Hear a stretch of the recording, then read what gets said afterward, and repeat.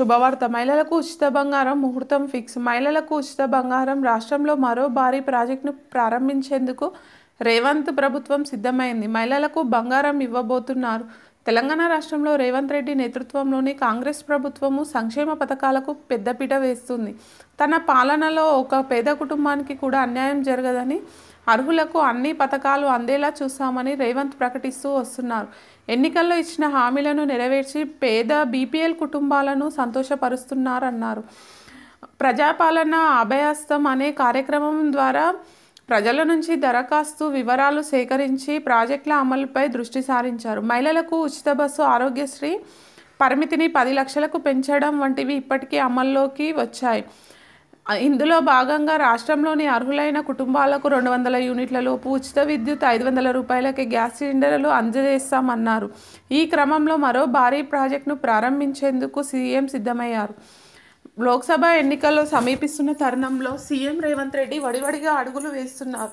ఎన్నికల్లో ఇచ్చిన 6 హామీలు అమలు చేసేందుకు వినూత్న పథకాలు రూపొందిస్తున్నారు.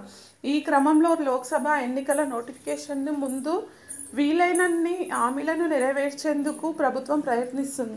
అధికారంలోకి వచ్చిన 100 రోజుల్లో 6 హామీలను అమలు చేస్తామని, ప్రజలకు ఇచ్చిన హామీని నిలబెట్టుకోవాలని సీఎం రేవంత్ రెడ్డి నిర్ణయించారు.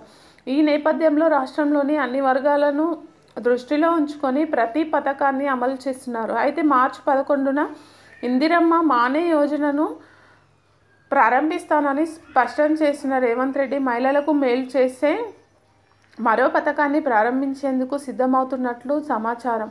12న పరేడ్ గ్రౌండ్లో 1,00,000 మంది మహిళలతో భారీ బహిరంగ సభకు సీఎం రేవంత్ రెడ్డి పిలుపునిచ్చారని, ఈ సభకు మహిళలంతా పెద్ద ఎత్తున హాజరు కావాలని సూచించారు.